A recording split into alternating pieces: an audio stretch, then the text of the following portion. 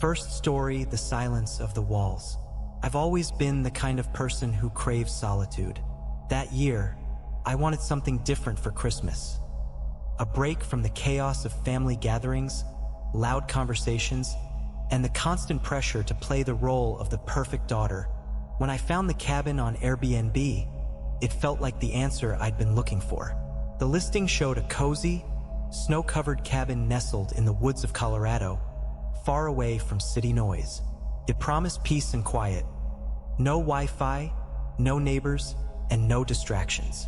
I could already imagine myself curled up by the fireplace with a book, snow gently falling outside the large windows.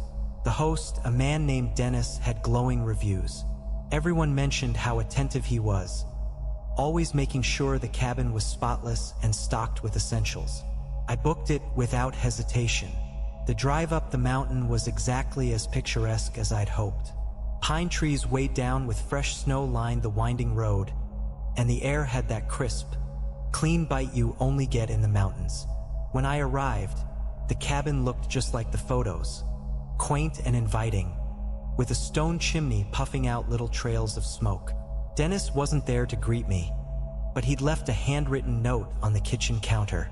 "Welcome, Rachel. Hope you have a wonderful stay. Let me know if you need anything. Dennis." The cabin was fully stocked, as promised.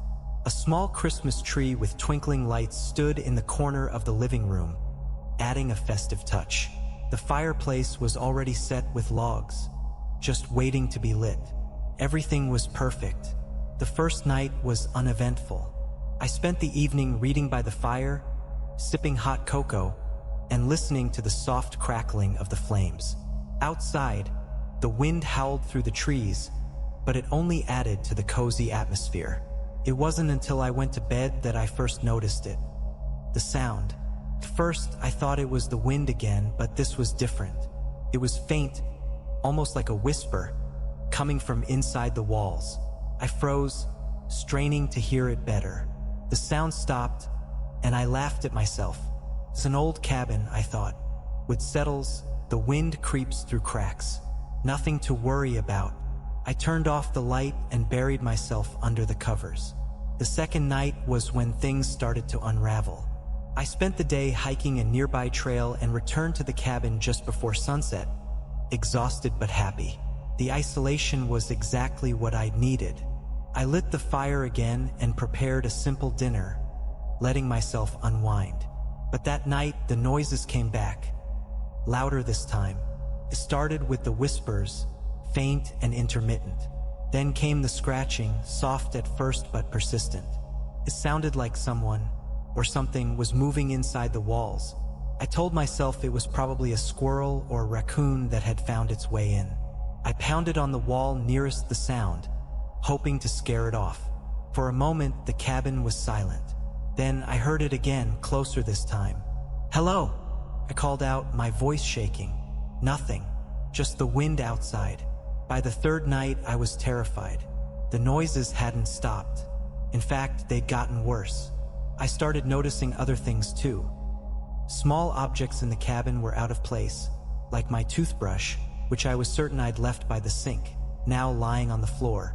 A glass I hadn't touched was in the sink, as if someone had used it.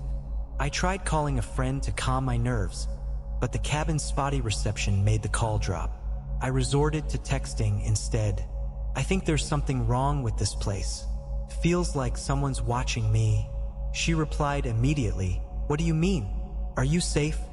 Before I could respond, a loud thump echoed from the wall behind me. I dropped my phone, heart pounding. The sound was so deliberate, so human. I grabbed a kitchen knife and searched the cabin, checking every closet and under every bed. Nothing. But when I returned to the living room, the fire had gone out. And on the fogged-up window, there was a message. "Get out." I didn't sleep that night. Instead, I sat in a corner of the living room, knife clutched in my hand, eyes darting to every shadow. When the sun finally rose, I made up my mind to leave. I packed my bags and headed for the door, but when I opened it, I froze. There were footprints in the snow, large, booted prints, leading up to the cabin. and none leading away. In a panic, I texted my friend again, begging her to call the police. Within 20 minutes, I heard the crunch of tires on the snowy driveway. Relief flooded through me as 2 officers stepped out of their car. I told them everything. The noises, the message on the window, the footprints. They searched the property, but aside from my frantic texts and the fogged window, there was no evidence of anything unusual. They promised to patrol the area and left, but I could tell they thought I was imagining things. That night was the worst of all. The whispers turned into full-blown voices, indistinct but constant, as if a crowd of people was murmuring just out of earshot. The scratching was relentless, coming from every wall at once. I locked myself in the bathroom, my last refuge, and huddled in the tub. My phone had died, and I had no way to call for help. As I sat there, tears streaming down my face, I noticed the mirror fogging up from my panicked breaths. Then, slowly, letters began to appear. Never alone. When the police came the next morning, I was gone. Took them 3 days to find me. I was discovered in a hidden bunker beneath the cabin, my body curled into a fetal position. The owner of the cabin, Dennis, was arrested shortly after. Investigators uncovered a network of hidden passages and peepholes he'd installed in the property. He'd been living inside the walls, watching me the entire time. To this day, I can't stand the sound of whispering, and I'll never, ever spend another Christmas alone. Second story, Ava's last Christmas. I rented the loft in Savannah because I needed a break. Christmas in New York was always chaotic, and I wanted something slower, quieter. Savannah had that southern charm I'd always admired. Cobblestone streets, moss-draped oaks, and pastel-colored buildings that looked like they were plucked straight out of a painting. The Airbnb listing showed a cozy loft with exposed brick walls, large windows, and a charming Christmas tree already set up in the corner. Perfect, I thought. The host, a woman named Ellen, had excellent reviews. Guests praised her for her quick responses and attention to detail. She left me a welcome note and a plate of homemade cookies on the kitchen counter. It was thoughtful, but I couldn't shake the feeling that something about the loft felt heavy. Maybe it was the creaky floors or the way the shadows stretched long and thin under the dim lighting. The first night passed uneventfully. I worked on my project late into the evening, surrounded by the soft hum of the city outside. The loft was quiet, almost eerily so. I told myself that's what I wanted, peace. But the second night, I noticed the Christmas tree. It was beautiful, adorned with delicate glass ornaments, gold ribbons, and twinkling white lights. But one ornament stood out, a small, wooden heart with the name Maggie painted in cursive. It was old, the kind of ornament you'd expect to find in a family home, not a rental. I didn't think much of it at first. Maybe Ellen had left it there as part of the decor. But as the night went on, the name nagged at me. I didn't know why, but it felt out of place, like it didn't belong. The next few nights, things started to feel off. It was little things at first. I'd hear soft creaks above me, even though the loft was on the top floor. The faint smell of something sweet, like peppermint or gingerbread, would waft through the air, even though I hadn't baked anything. And then the music started. The first time I heard it, I was lying in bed around 2 a.m., scrolling through my phone. It was faint, almost like it was coming from another apartment, but the melody was unmistakable. An old Christmas tune, the kind you'd hear on a scratchy vinyl record. Have yourself a merry little Christmas. I figured someone nearby was playing it, but when I got up to check the windows, the street below was silent. I walked through the loft, searching for the source, but the music seemed to come from nowhere and everywhere at once. When it finally stopped, I stood there for a long time, staring at the Christmas tree and that little wooden ornament. The next day, I needed answers. I searched every inch of the loft, and in one of the closets, tucked behind old holiday decorations, I found a dusty box. Inside were photographs. They were black and white, faded with time, but one of them caught my eye immediately. It showed a young girl, maybe 7 or 8, standing in front of the same Christmas tree. In her hands, she held the wooden ornament with Maggie on it. The girl was smiling, but her eyes seemed distant. The back of the photo was dated December 1995. Curious, I Googled the address of the loft. What I found chilled me. In 1995, a girl named Maggie Thornton had gone missing from the very building I was staying in. She'd lived here with her family for a short time, but she vanished just before Christmas. The case was never solved. The articles mentioned the building's former owner, a man named Arthur Bradley, as a person of interest. He was known for his odd behavior and had been seen with Maggie shortly before her disappearance, but no charges were ever filed. I couldn't stop staring at the picture of the little girl holding that ornament. That night, the music came back. This time, it wasn't just faint background noise. It was loud, echoing through the loft like it was coming from inside the walls. The same song over and over. Have yourself a merry little Christmas. I grabbed my phone to call Ellen, but the call went straight to voicemail. I texted her instead. Why is there an ornament with Maggie on the tree? Do you know about the girl who went missing here? No response. As the music played, I noticed something even more unsettling. The smell of peppermint was back, stronger this time. It wasn't coming from the kitchen, though. It was coming from the closet where I'd found the photos. I grabbed a flashlight and opened the door. The music grew louder as I stepped inside, and when I shined the light on the back wall, I saw it. A small, square door, hidden behind a loose panel. I don't know what possessed me to open it, but I did. The door led to a narrow crawl space. The air inside was freezing and smelled of mildew. My flashlight beam caught something on the floor. A small, dusty shoe. The music abruptly stopped. That's when I heard the footsteps. Slow, deliberate, coming from above me. I scrambled out of the crawl space and ran to the living room, grabbing my phone. I texted Ellen again. What's going on in this house? The text wouldn't send. The next morning, I packed my things and left without looking back.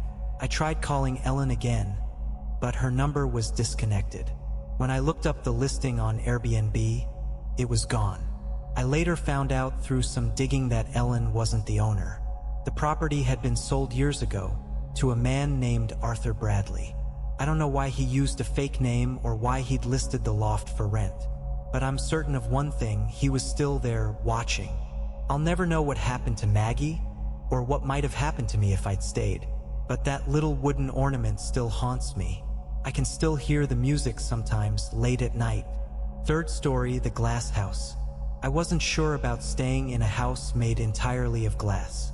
The photos on the Airbnb listing were gorgeous, sure, sleek modern architecture surrounded by towering pines in the middle of the Washington wilderness.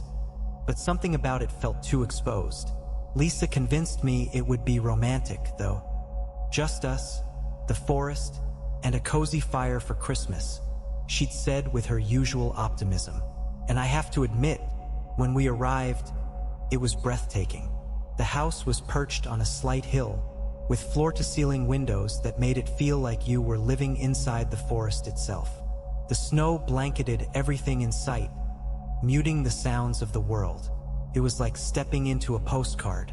We unpacked quickly, admiring the minimalist interior, the plush white furniture, the state-of-the-art kitchen, the sleek fireplace that looked like something out of a design magazine. By the time the sun set, we were curled up on the couch, sipping wine and marveling at how the glass walls made the house feel like a lantern glowing in the woods. It wasn't until I looked outside that I felt the first twinge of unease. The snow had stopped falling, and the moon was high, casting silvery light over the landscape. That's when I noticed them. A set of footprints just outside the house. "Hey, Lisa," I said, trying to keep my voice casual. "Did you notice those earlier?" She came to stand beside me, her brow furrowing. "No, maybe a deer or something?"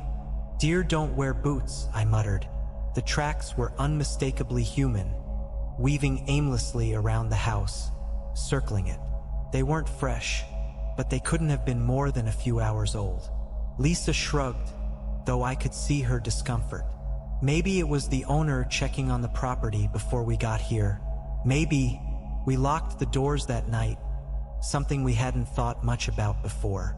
The next day, we tried to forget about the footprints. The house was stunning in the daylight, the sun streaming through the glass walls, casting soft shadows across the snow.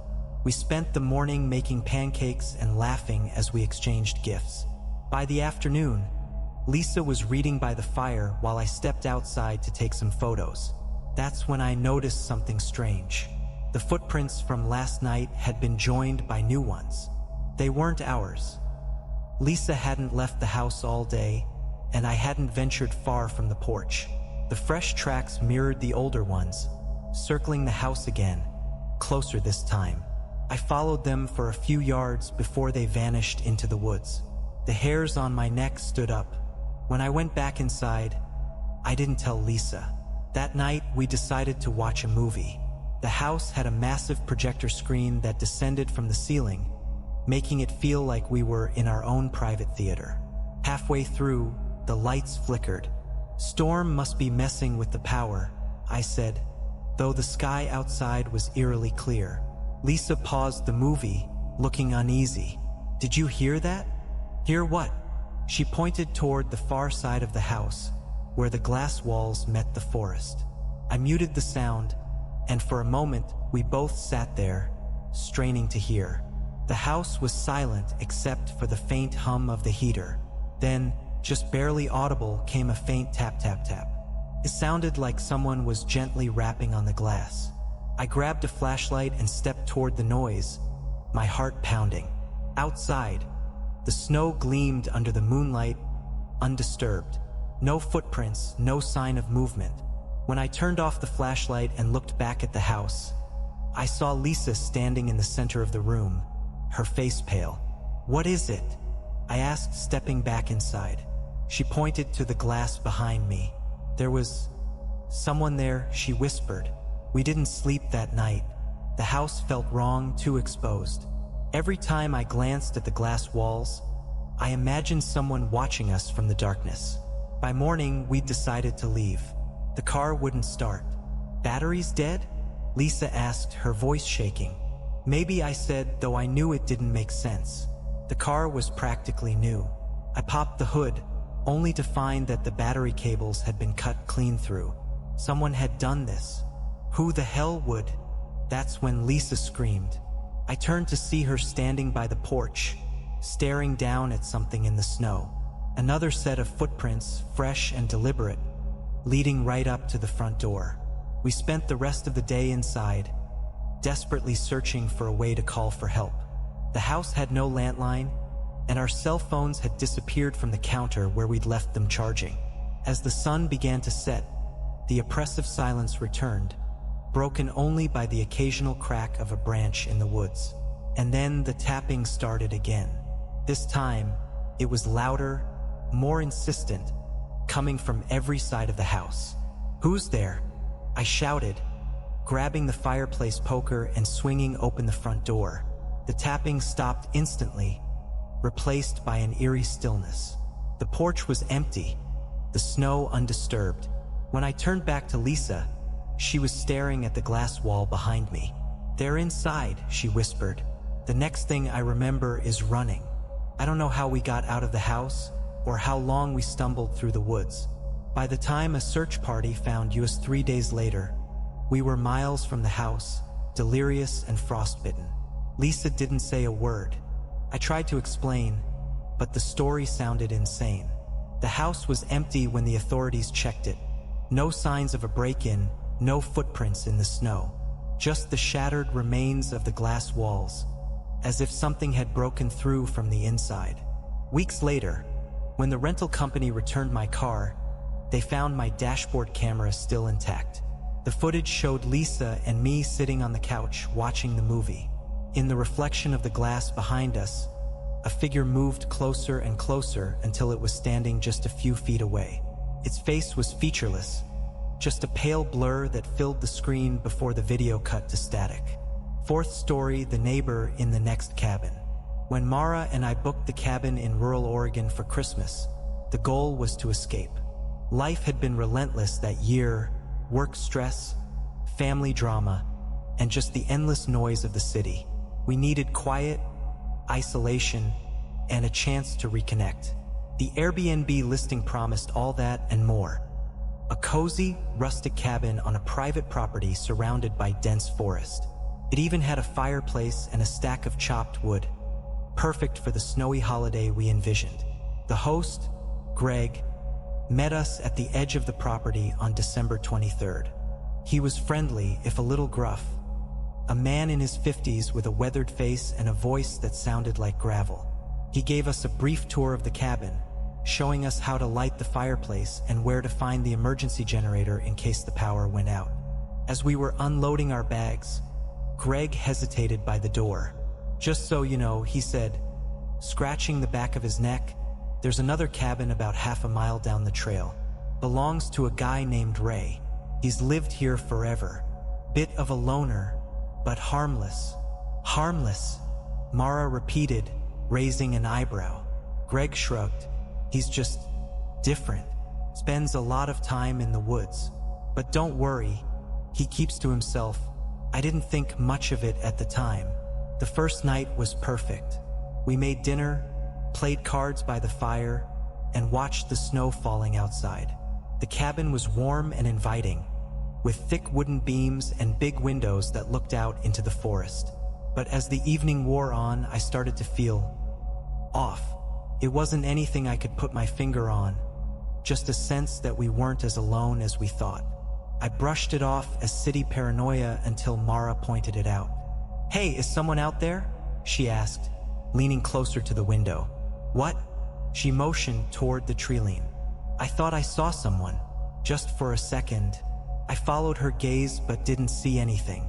Just the snow-covered pines swaying in the wind. "Probably an animal," I said, trying to sound confident. The next morning, I woke up early to get firewood from the shed behind the cabin. The air was crisp and biting, the snow crunching under my boots. That's when I saw him. A man, probably in his late 40s or early 50s, was standing at the edge of the woods, partially obscured by the trees. He was wearing a tattered brown jacket and a beanie, his breath fogging in the cold. He was staring at me. "Morning," I called out, trying to sound casual. He didn't respond. He just turned and disappeared into the forest. When I went back inside, I told Mara what I'd seen. "Do you think that was Ray?" she asked. "Probably," I said, though something about the encounter didn't sit right with me. That evening, we were watching a movie when I noticed the front door. It was open, not fully, just a crack, enough for the cold air to seep in. I could have sworn I'd locked it, but Mara insisted I must have forgotten. Still, I checked the cabin from top to bottom, my heart pounding. Everything seemed untouched. But later that night, we heard footsteps outside, slow, deliberate crunches in the snow. They circled the cabin once, then twice, before stopping near the living room window. When I pulled back the curtain, there was no one there. The following morning, I decided to confront Ray. The trail to his cabin was barely visible, buried under fresh snow. His place was smaller and more run-down than ours, with patches of moss clinging to the wood. I knocked on the door, and after a long pause, he opened it just a crack. His face was pale, his eyes bloodshot. "What do you want?" he muttered. "Were you outside our cabin last night?" I asked, trying to keep my voice steady. He stared at me for a moment, then shook his head. "You shouldn't be here," he said quietly. "What are you talking about?" "Greg," he said, his voice barely above a whisper. "You don't know him. You need to leave. Tonight." Before I could ask him anything else, he shut the door. I told Mara what Ray had said, but she thought it was just the ramblings of a weird old man. "Greg seems fine," she said. "Besides, where would we even go in this storm?" She had a point. The snow was falling harder now, and the nearest town was over an hour away. Still, I couldn't shake the feeling that something was wrong. That night, I woke to the sound of Mara screaming. I bolted out of bed, my heart racing, and found her standing in the kitchen, staring at the back door. It was wide open, the snow drifting in across the floor. "I saw him," she said, her voice shaking. "He was in the house." I grabbed the fireplace poker and checked every room, but the intruder was gone. That's when I noticed the footprints. They started at the back door, leading to our bedroom, then back out into the woods. The next morning, Mara was gone. I searched the cabin, screaming her name, but she was nowhere to be found. The front door was locked, the windows unbroken. I followed her footprints into the forest, but they stopped abruptly, as if she'd been lifted off the ground. Hours later, Greg showed up at the cabin. "Where's Mara?" he asked, his face grim. "She's gone," I said, shaking. "Someone took her," he sighed, shaking his head. "I told you to stay inside." "What the hell are you talking about?" I shouted. That's when I saw the knife tucked into his coat. I ran. They found me 2 days later, wandering the woods in a daze. I told the police everything about Greg, about Ray, about Mara. They found her body buried in the snow not far from the cabin. Greg disappeared before they could question him, but the police found enough evidence to link him to 2 other unsolved cases in the area. Couples just like us who had rented his properties. And Ray? He wasn't crazy. He'd been trying to protect us, but it was too late. 5th story, the locked room. I rented the house to get away. After my divorce was finalized that fall, I needed space, both mentally and physically. The holidays were looming, and the thought of spending them alone in my small apartment in Savannah felt unbearable.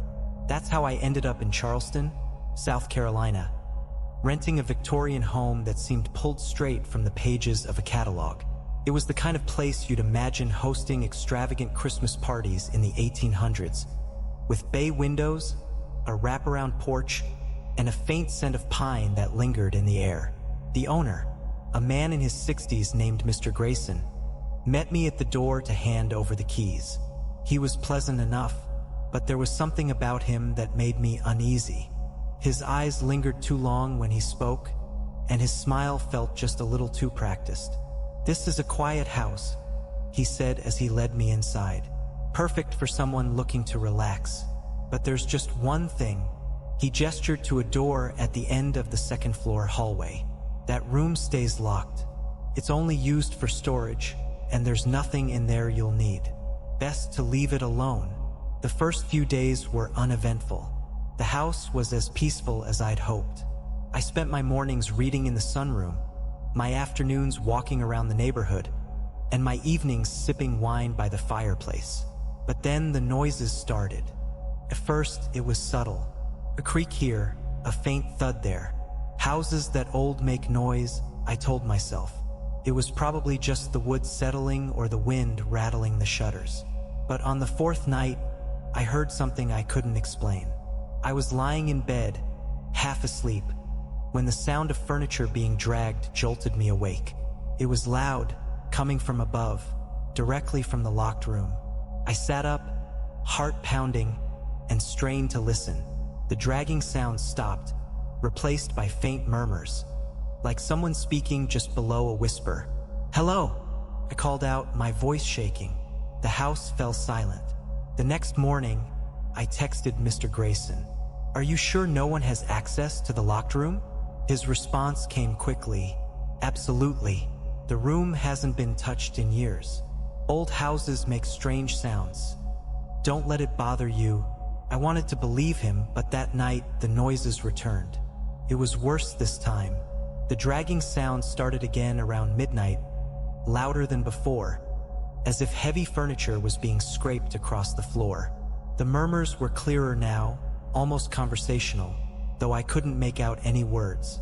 By the 5th night, curiosity got the better of me. I grabbed the spare keyring Mr. Grayson had left on the kitchen counter and headed upstairs. The hallway felt colder than the rest of the house, and my hands trembled as I stood in front of the locked door. I slid the key into the lock and turned it. The room was empty. No furniture, no boxes, just 4 bare walls and a hardwood floor covered in a thin layer of dust. But then I saw the walls. They were covered in words, scratched deep into the plaster, as if someone had clawed them in with their bare hands. "He is here." The message was repeated over and over, in varying sizes and depths. Some scratches were fresh, the plaster powder still clinging to the grooves. Others were faded, as if they'd been there for decades. A sudden chill ran through me, and I felt the hairs on the back of my neck rise. I heard it again, the murmur, but this time it was coming from directly behind me.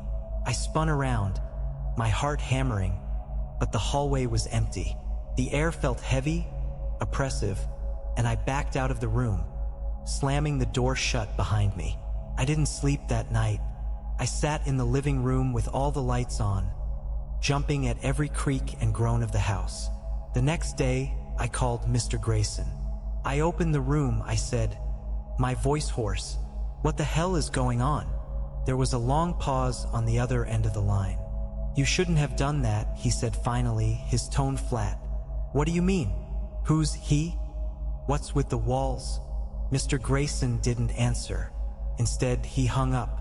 By then, I knew I couldn't stay in the house. I packed my things in a frenzy, ready to leave that same afternoon. But as I loaded the last bag into my car, I saw him. Mr. Grayson was standing at the edge of the driveway, watching me. "Leaving already?" he asked, his smile unsettlingly calm. "I'm done," I said, my voice firm. "Something's wrong with that house." His smile widened, and for the first time, I noticed how tired and worn his face looked, like he hadn't slept in days. "It's not the house," he said. Before I could respond, he turned and walked away, disappearing down the street. 2 days later, I got a call from the Charleston police. They wanted to ask me about Mr. Grayson. According to them, he'd vanished. A neighbor reported seeing him leave his home late one night, carrying a large bag. He never returned. When they searched the Victorian house, they found something horrifying. The locked room was different. The words on the walls were gone, the scratches filled in and painted over. But the floorboards were loose, and beneath them they found bones. Human bones. The police suspect Mr. Grayson had been using the room for years, luring tenants into the house and killing them as part of some twisted ritual. I still have nightmares about that house, about the whispers, about the words on the walls. And sometimes, I dream about Mr. Grayson's smile, and the last thing he said to me before I drove away. "It's not the house." 6-story dinner night. I found the listing by accident, scrolling through Airbnb late one night. The pictures of the historic Pennsylvania farmhouse immediately caught my attention. Charmingly rustic, with wide wooden beams, frosted windows, and snow-covered fields stretching for miles. But what sold me was the dining room. It was stunning. A long, polished oak table set beneath an antique chandelier, flanked by ornate chairs and a fireplace. A space like that practically begged for a holiday feast, and I could already imagine filming Christmas-themed cooking videos for my YouTube channel there. I booked it for the week leading up to Christmas, excited about the chance to work and relax in such a picturesque setting. When I arrived on December 20th, the house was even better than the photos. The kitchen was spacious and fully stocked, the living room had a massive tree already decorated, and the dining room, well, it was perfect. The table was set with vintage china, silver cutlery, and crimson napkins folded into precise little triangles. The owner, a polite but curt man named Mr. Aldrich, met me at the door to hand over the keys. "The house is yours for the week," he said. "But one thing, if you're going to use the dining room, make sure you treat it with respect."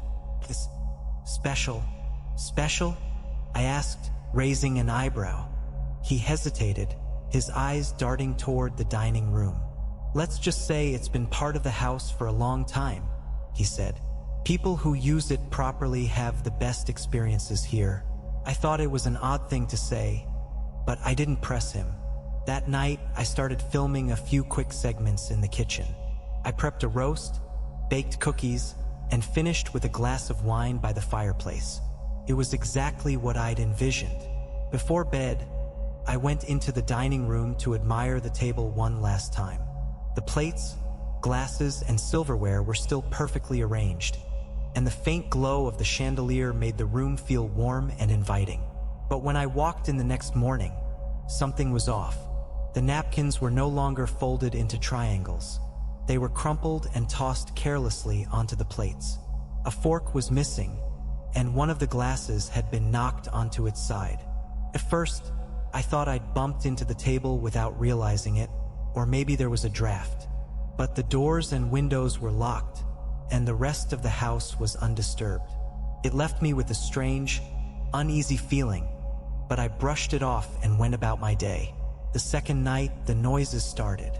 I was lying in bed when I heard something faint, like a chair scraping against wood. It was subtle at first, just enough to pull me out of sleep. Then it happened again.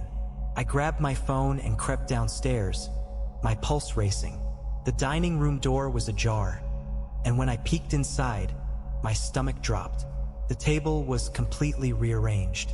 Plates and glasses had been moved to different spots. The chairs were shifted, and the silverware was scattered across the floor. And carved into the edge of the table, in jagged letters, were the words, "Don't dine here." By this point, I was spooked enough to text Mr. Aldrich. "Is there something you didn't tell me about the dining room?" His reply came an hour later. "Just don't do anything disrespectful. Everything will be fine." The vagueness of his response made me angry, and even more determined not to let the house get to me. The next day, I invited 3 friends from Pittsburgh, Anna, Chris, and Elena, to join me for a Christmas Eve dinner. I didn't mention the strange occurrences. I figured some good company would help me shake the unease that had been building all week. We spent the afternoon cooking, laughing, and drinking wine in the kitchen. By the time we sat down at the dining table, the room looked like something out of a holiday movie. Candles flickered, the chandelier cast a golden glow, and the air smelled of roasted turkey and spiced cider. For the first time in days, I felt at ease. But that didn't last long. It started with a sound, faint and rhythmic, like a knock coming from inside the walls. "What was that?"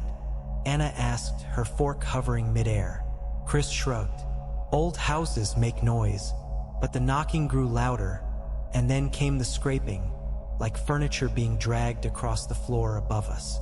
"There's no second floor above this room," Elena whispered, her eyes wide.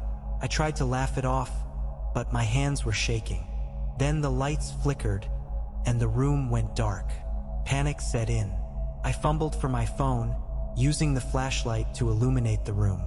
"Everyone stay here," I said, though I had no idea what I planned to do. I went into the kitchen to check the breaker, leaving the others in the dining room. But when I came back, Elena was gone.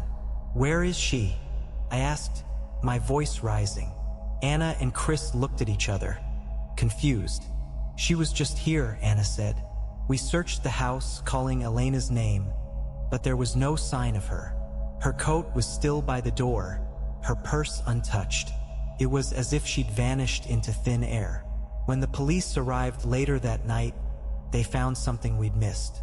Behind the dining room, hidden beneath a loose panel in the wall, was a small door leading to a crawl space. Inside were old blankets, empty food wrappers, and the unmistakable signs that someone had been living there recently. Mr. Aldrich was brought in for questioning, but he claimed to know nothing about the crawl space or the former tenant who'd been using it. Elena was never found. I've replayed that night in my mind 1,000 times, trying to make sense of it. Was it a squatter? Some deranged person living in the walls? Or was there something darker tied to that dining room? I'll never know for sure, but I'll never forget the last thing I saw as I left the house that night. The faint words carved into the table, clearer than ever. "He's still here. 7th story, the unlisted guest." It was supposed to be the perfect Christmas escape. Emily and I had been best friends since college, and after years of hectic family gatherings, we decided to do something different for the holidays. We rented a charming house in Vermont, a 2-story, snow-covered dream tucked away in the woods. The listing boasted a cozy fireplace, modern amenities, and a touch of rustic charm. It sounded like the perfect place to relax, drink hot cocoa, and binge Christmas movies. We arrived on December 23rd. The house was just as advertised, quaint and charming, with wooden beams, soft lighting, and the faint scent of pine. A light snow was falling as we unloaded our bags, and the silence of the woods made the world feel far away. The first night was uneventful. We cooked dinner, laughed over old stories, and exchanged early Christmas presents. Emily took the upstairs bedroom, while I stayed in the one downstairs. The third bedroom, the guest room, was empty, or so we thought. The next morning, Emily came downstairs holding a small piece of paper. Her face was pale, her brow furrowed. "Did you leave this?" she asked, handing me the note. In shaky, almost childlike handwriting, it read, "Leave while you still can." I laughed nervously, trying to brush it off. It's probably just a joke from the last guest. Trying to be creepy. Emily didn't look convinced. Why would someone do that? It's not funny. She was right, it wasn't funny. But I didn't want to admit how unsettled I felt. We spent the day exploring the nearby town, buying groceries, and taking pictures of the snowy landscape. By the time we got back, the house felt normal again. Warm, safe, until that evening. Emily was upstairs wrapping presents while I made hot chocolate in the kitchen. As I rummaged through the cabinets looking for mugs, I found something strange. Tucked behind a stack of plates was a wallet. It was old and worn, but the driver's license inside was clear enough. The man in the photo was middle-aged, with thinning hair and tired eyes. His name was Daniel Reese. The address on the license didn't match the rental. "Emily?" I called, my voice shaking slightly. She came downstairs, and I showed her what I'd found. "That's weird," she said, turning the wallet over in her hands. "Do you think the owner left it here?" "Maybe," I said, but my stomach churned. Why would the owner's wallet be hidden behind plates? We decided to call the rental company in the morning and let them know. For now, we tried to push it out of our minds. That night, the footsteps started. It was around 2 a.m. when I woke up to the sound of creaking floorboards. At first, I thought it was Emily, but when I texted her, she replied almost immediately, "Are you walking around?" "No," I typed back, my fingers trembling. The footsteps were slow and deliberate, moving across the ceiling above me. "Emily's room." I texted again, "Stay in your room. Lock the door." I grabbed the fireplace poker from the living room and crept up the stairs, my heart pounding so loudly I could hear it in my ears. The steps continued, but they didn't sound like they were in Emily's room anymore. They were above us, the attic. I reached Emily's door and knocked softly. She opened it a crack, her face pale and her phone clutched tightly in her hand. "What do we do?" she whispered. "Call the police," I said. We barricaded ourselves in her room while we waited, every creak of the house making my skin crawl. The footsteps had stopped, but the silence was somehow worse. When the police arrived, they searched the house thoroughly, including the attic. At first, they didn't find anything unusual, but then one of the officers called out from above. Tucked into a corner of the attic was a small pile of blankets, empty food wrappers, and a journal. The officer came down holding the notebook, his expression grim. "Looks like someone's been living up there," he said. The journal was filled with ramblings, half-coherent thoughts, sketches of the house, and lists of dates.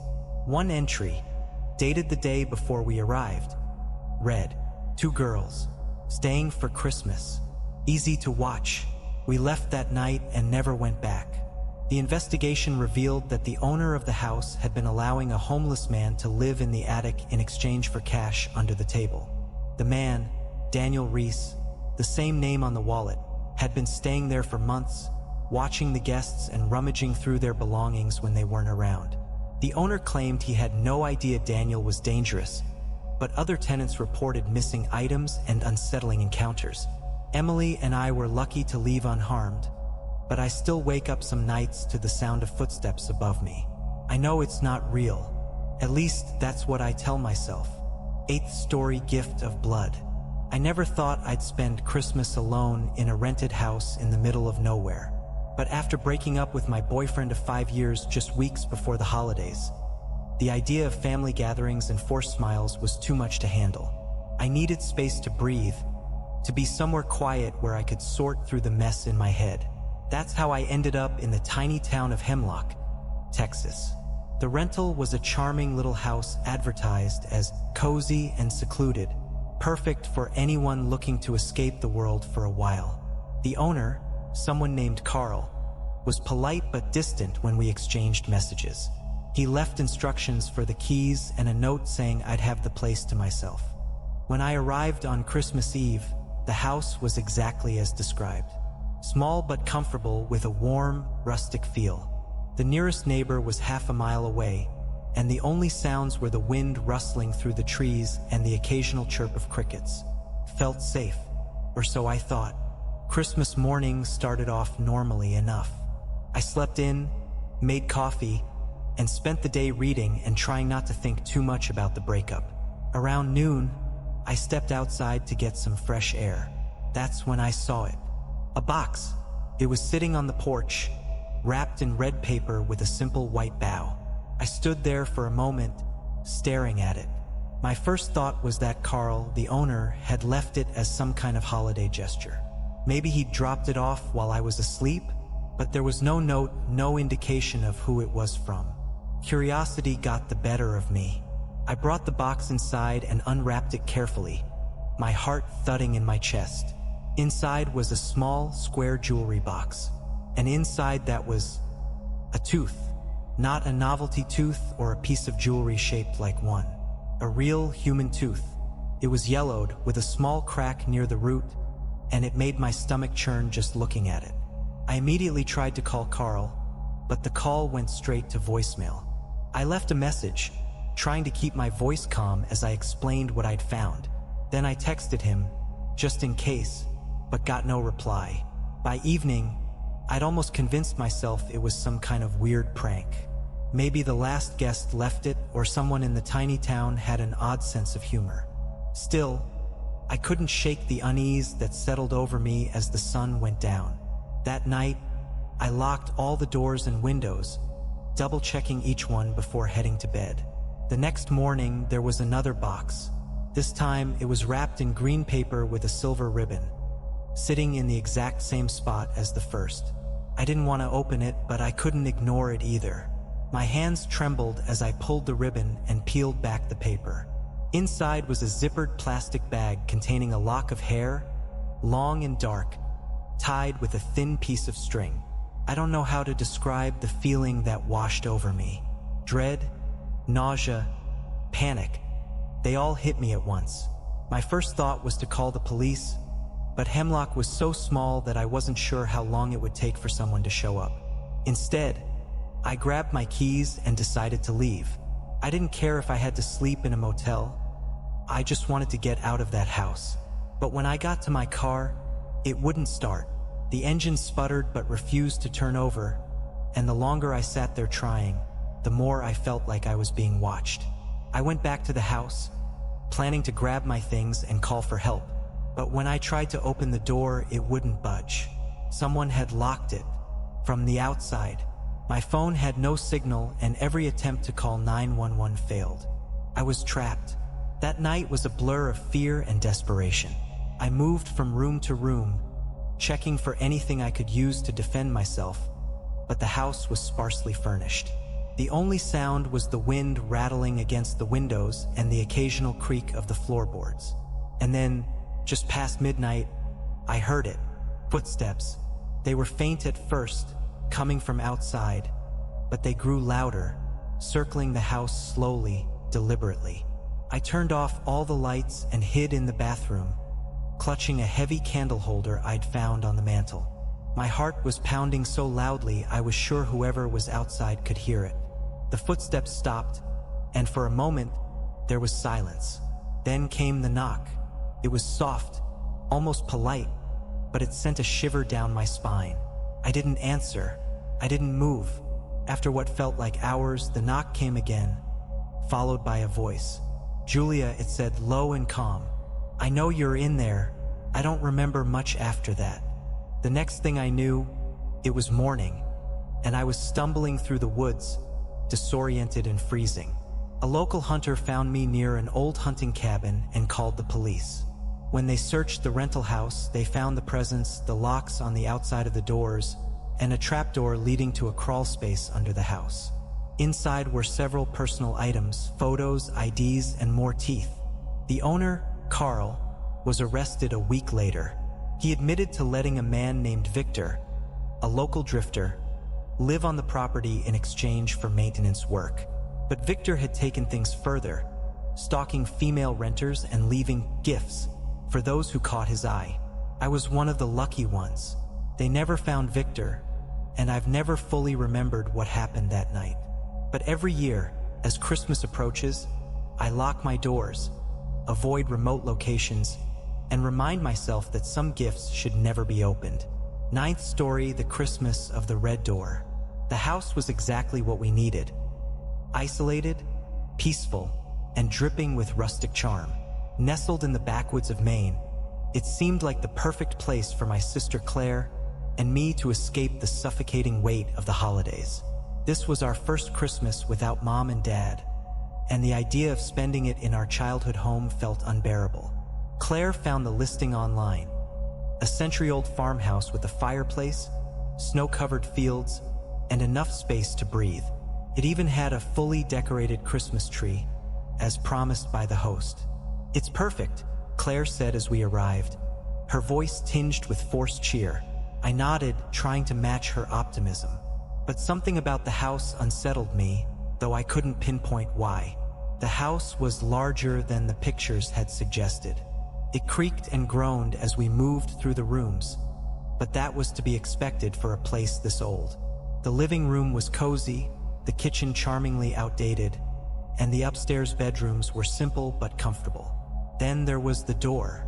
It was in the basement, at the end of a narrow hallway lined with shelves of dusty canned goods. Unlike the rest of the house, the door stood out, bright red, with a glossy finish that seemed new compared to the peeling paint and worn wood around it. I reached for the knob, but it didn't budge. A sturdy padlock secured it shut. "Mark?" Claire called from upstairs. "Just checking the basement," I replied, stepping away from the door. That night, as we unpacked in the living room, Claire brought it up. "So, what's with the red door?" I shrugged. "Probably just storage." "It's weird though, right?" she pressed. "Why lock it? And why paint it red?" "It's probably nothing," I said, though I could tell she wasn't convinced. Before we'd left, the host had emailed us a short set of rules. Keep the fireplace screen closed, don't park on the side road, and most importantly, don't tamper with the red door in the basement. At the time, it hadn't seemed significant. Now, it felt like an unspoken challenge. On Christmas Eve, the snowstorm hit. It had been forecasted, so we weren't surprised when the wind howled outside and snow piled against the windows. We spent most of the day inside, playing cards and sipping hot chocolate by the fire. Claire seemed lighter, happier, and I felt like we'd made the right choice coming here. But as night fell, the mood shifted. The house felt colder, the wind outside louder. Claire grew restless, pacing the living room and glancing toward the basement door. "What if we just took a look?" she said suddenly. "No," I said firmly. "Oh, come on, Mark. It's probably just junk down there. Or maybe something cool, like an old wine cellar." The host specifically said not to open it, I reminded her. "Let's not ruin Christmas by getting kicked out of here." She rolled her eyes but didn't argue. I woke up around 3 a.m. to silence.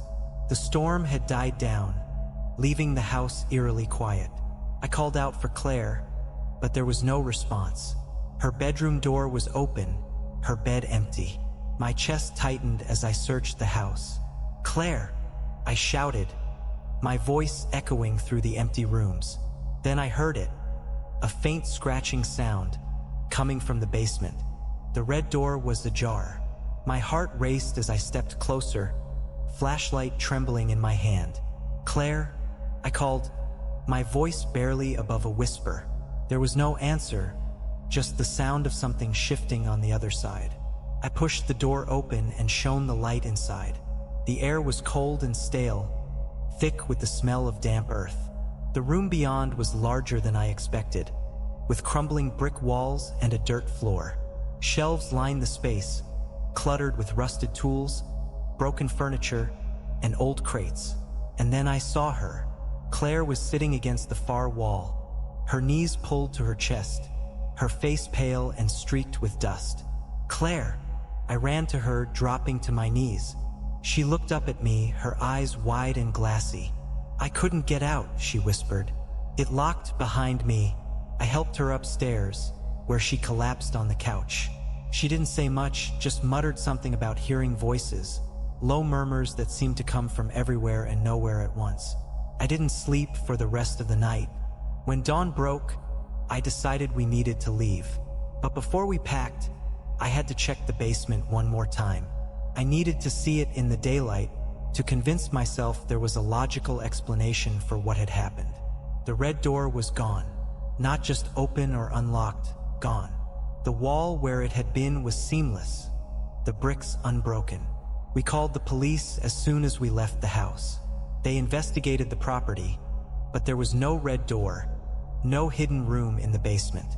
The officer mentioned that the house had a history. Back in the 1980s, it had been used by smugglers who built secret tunnels and compartments to hide their goods. It's probably just your imagination, he said. These old places mess with your head. But Claire and I knew better. A week after we got home, Claire found something in her jacket pocket. A small, rusted key. Neither of us remembers taking it.